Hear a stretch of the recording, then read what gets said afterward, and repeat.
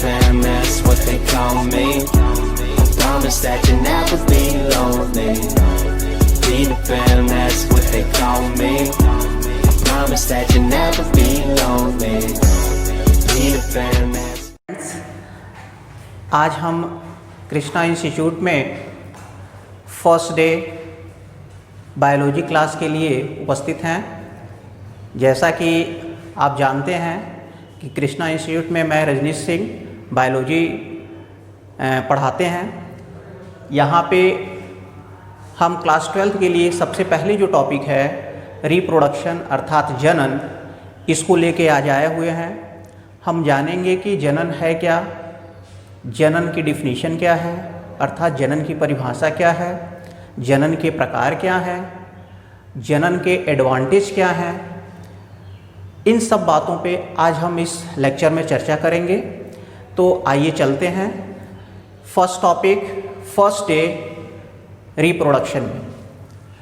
जैसा कि जनन जैसा कि आप जानते हैं कि शरीर में बहुत सारे अंग तंत्र काम करते हैं, जैसा कि उत्सर्जन है, रुधिर परिसंचरण है, श्वसन तंत्र है, पाचन है। ये सारे तंत्र जिस प्रकार से हमारे शरीर के अंदर काम करते हैं उसी प्रकार से एक इम्पॉर्टेंट रोल प्ले करता है जनन तंत्र। जनन तंत्र से अभिप्राय उन घटनाओं से है जिसके कारण आज हम पृथ्वी पे बने हुए हैं। बिना जनन के इस पृथ्वी पर किसी की यथास्थिति संभव नहीं हो सकती है। इसलिए जनन वह घटना है जिसमें हम अपने पैतृक वंशावलियों को दोहराते रहते हैं और जिसके कारण हमारी स्थिति इस पृथ्वी पर बनी रहती है और हम अपने पैतृक वंशावलियों को एक पीढ़ी से दूसरी पीढ़ी में ले जाने का कार्य करते हैं। तो अगर हम देखते हैं, अगर जनन को हम एक लाइन में डिफाइन करें तो जनन वह प्रक्रिया होती है जिसमें माता पिता के द्वारा अपने समान संतान उत्पन्न करने की क्षमता पाई जाती है। इसी घटना को हम जनन कहते हैं। अगर हम बात करते हैं जनन के प्रकार की, तो जनन दो प्रकार से होता है। एक जो फर्स्ट जनन है लैंगिक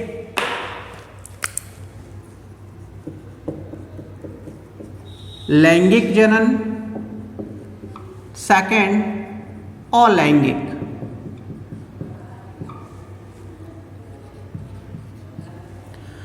लैंगिक जनन को हम सेक्सुअल रिप्रोडक्शन कहते हैं।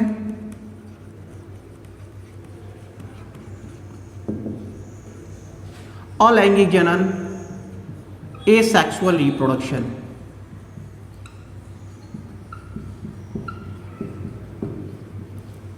तो आइए सबसे पहले हम जानते हैं अलैंगिक जनन और लैंगिक जनन किसे कहते हैं। अलैंगिक जनन का अभिप्राय या अलैंगिक जनन किसे कहते हैं, तो अलैंगिक जनन का मतलब होता है जिसमें केवल only one parents are involve which are responsible for the young ones. अर्थात अलैंगिक जनन का वह प्रकार होता है जिसमें माता या पिता में से केवल एक के द्वारा नए संतान की प्राप्ति होती है। ऐसे जनन को या इस प्रकार के जनन को अलैंगिक जनन कहते हैं। लैंगिक जनन की अगर बात करते हैं तो लैंगिक जनन से अभिप्राय उस जनन से है या वह घटना जिसमें माता और पिता दोनों सम्मिलित होकर एक नए संतान की उत्पत्ति करते हैं। ऐसे जनन को लैंगिक जनन कहते हैं। अर्थात लैंगिक और अलैंगिक में अगर कोई डिफरेंस पूछता है, कोई अंतर पूछता है, तो हम कह सकते हैं लैंगिक जनन में दोनों माता पिता सम्मिलित होते हैं। अर्थात नर और मादा दोनों जब सम्मिलित होकर एक नए यंग वंश या एक नए पुत्र की प्राप्ति करते हैं तो ऐसे जनन को हम लैंगिक कहते हैं। अलैंगिक में केवल एक पेरेंट्स का मतलब या तो माता हो या तो पिता हो।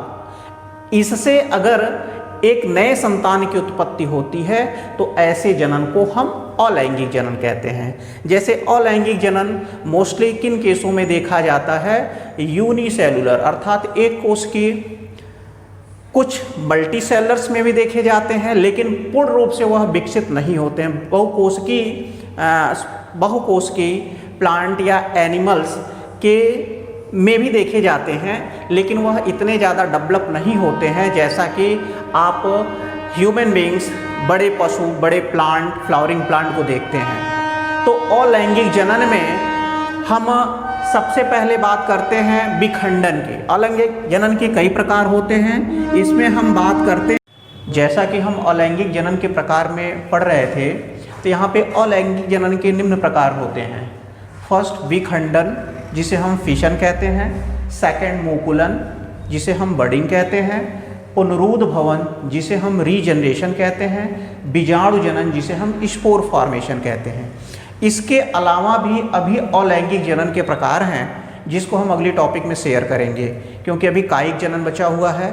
तो कायिक जनन में भी दो प्रकार से होते हैं, एक नेचुरली होता है और एक आर्टिफिशियल तरीके से होता है, तो उसको हम अगले टॉपिक में डिस्कस करेंगे। यहाँ पे हम बात करते हैं सबसे पहले विखंडन या फिशन की। तो फिशन भी दो प्रकार से है, एक को हम बोलते हैं बाइनरी फिशन, बाइनरी फिशन,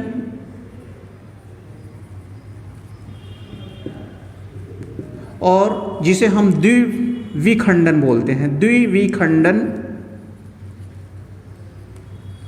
और एक होता है मल्टीपल फिशन।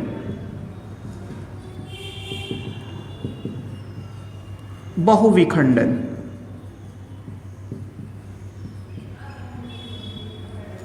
जैसा कि बाइनरी फिशन के बारे में हम बात करें तो फिशन का मतलब होता है किसी भी कोशिका का दो भागों में टूट जाना। किसी भी कोशिका का दो भागों में टूटकर दो डॉटर सेल्स का या दो पुत्री कोशिकाओं के निर्माण करने की घटना ही विखंडन कहलाती है। लेकिन यहाँ हम बात कर रहे हैं दो प्रकार के विखंडन की, अर्थात एक होता है द्विविखंडन, दूसरा होता है बहुविखंडन। जैसा कि आप नाम से या उच्चारण से ही समझ सकते हैं, द्वि मीन्स होता है दो और विखंडन मीन्स होता है टूटना। अर्थात किसी भी कोशिका का दो भागों में, दो इक्वल पार्ट में टूटने की घटना द्विविखंडन या बाइनरी फिशन कहलाती है।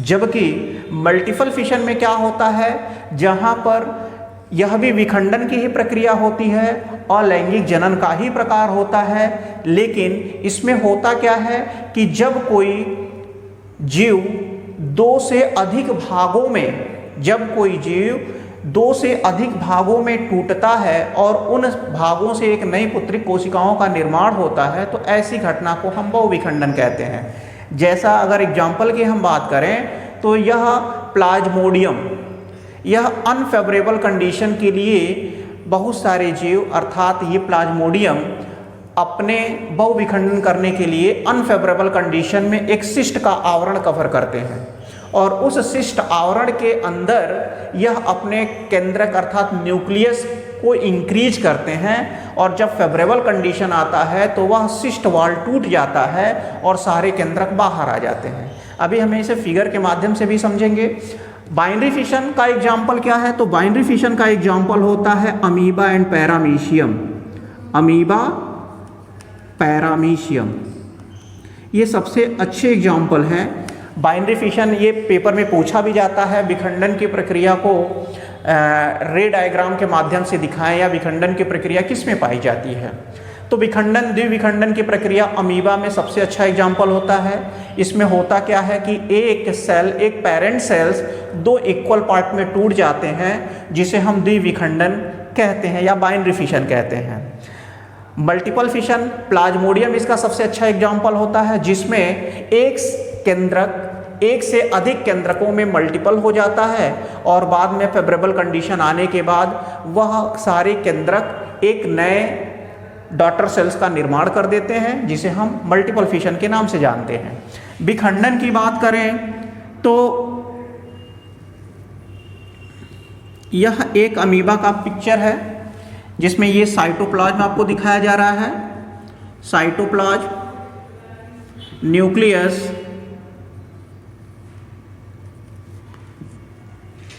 Cell body. बाइनरी फिशन में होता क्या है, इसके बाद का स्टेप कि अमीबा में जो न्यूक्लियस होते हैं वह न्यूक्लियस इलोंगेट कर जाते हैं, अर्थात अपनी लंबाई में वृद्धि करते हैं। यह जो न्यूक्लियस होता है यह न्यूक्लियस अपनी लंबाई में वृद्धि करता है, साइटोप्लाज्म। फिर नेक्स्ट स्टेप में क्या होता है कि यह न्यूक्लियस दो इक्वल पार्ट में डिवाइड हो जाता है। और लास्ट स्टेप में क्या होता है कि यह दोनों केंद्रक, एक केंद्रक और दूसरा केंद्रक मिलके यह दो डॉटर सेल्स का निर्माण कर देता है।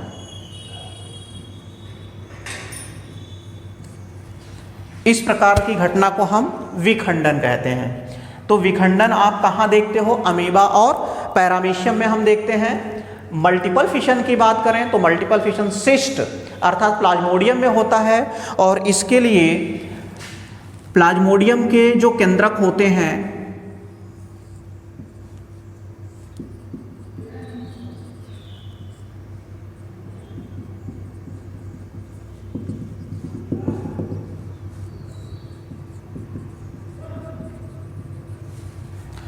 अब यह एक केंद्रक की बात करते हैं, यहाँ पे आप देख रहे हैं एक केंद्रक है, लेकिन जब यह फिशन करते हैं, मल्टीपल फिशन कहते हैं, तो अनफेवरेबल कंडीशन में अर्थात जब यह विखंडन नहीं कर पाते हैं उस स्थिति में यह अपने ऊपर एक कवर बना लेते हैं जिसे हम सिस्ट कवर कहते हैं या सिस्ट का आवरण कहते हैं, इसको हम बोलते हैं सिस्ट।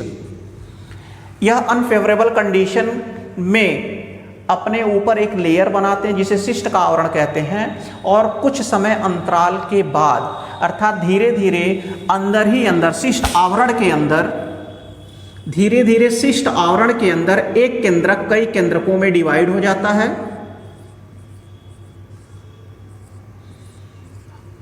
और जब फेवरेबल कंडीशन आता है तो यह सिस्ट आवरण टूट जाता है और सारे केंद्रक रिलीज कर दिए जाते हैं, और ये जितने केंद्रक बाहर आते हैं उतने प्लाज्मोडियम का निर्माण कर देते हैं, जिससे उतने डॉटर सेल्स उत्पन्न होते हैं। इसलिए इस घटना को हम मल्टीपल फिशन कहते हैं। मल्टीपल का मतलब बहुत से है, जहाँ दो से अधिक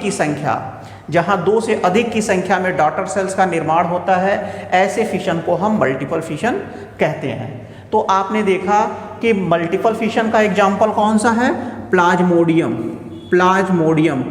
के बारे में आप जानते होंगे कि प्लाज्मोडियम कहाँ है, कहाँ पाया जाता है। तो प्लाज्मोडियम एक प्रकार का मलेरिया का पैरासाइट है जो फीमेल एनाफिलीज के माध्यम से ह्यूमन बींग्स में एक व्यक्ति से दूसरे व्यक्ति को फैलता है। तो यह प्लाज्मोडियम का रिप्रोडक्शन मल्टीपल फिशन के माध्यम से होता है, जिसको आप पिक्चर के माध्यम से समझ सकते हैं। बात करते हैं अब सेकंड अलैंगिक जनन के प्रकार की, जिसे हम कहते हैं मूकुलन।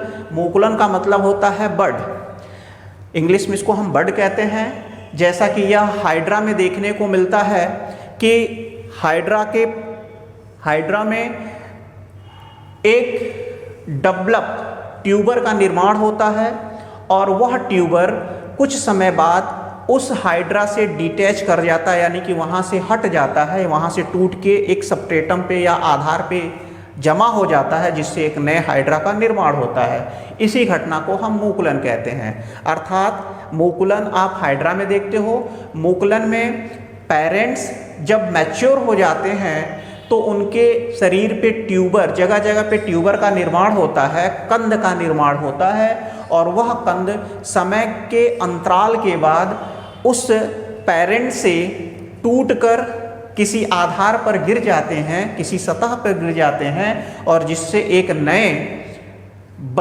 नए डॉटर का निर्माण होता है, यानी एक पुत्र कोशिका का निर्माण होता है, अर्थात एक नए हाइड्रा का निर्माण होता है। इसी घटना को हम मूकुलन या बडिंग कहते हैं। इसको भी हम समझ सकते हैं पिक्चर के माध्यम से, जैसे कि हाइड्रा का आप पिक्चर देखते होंगे।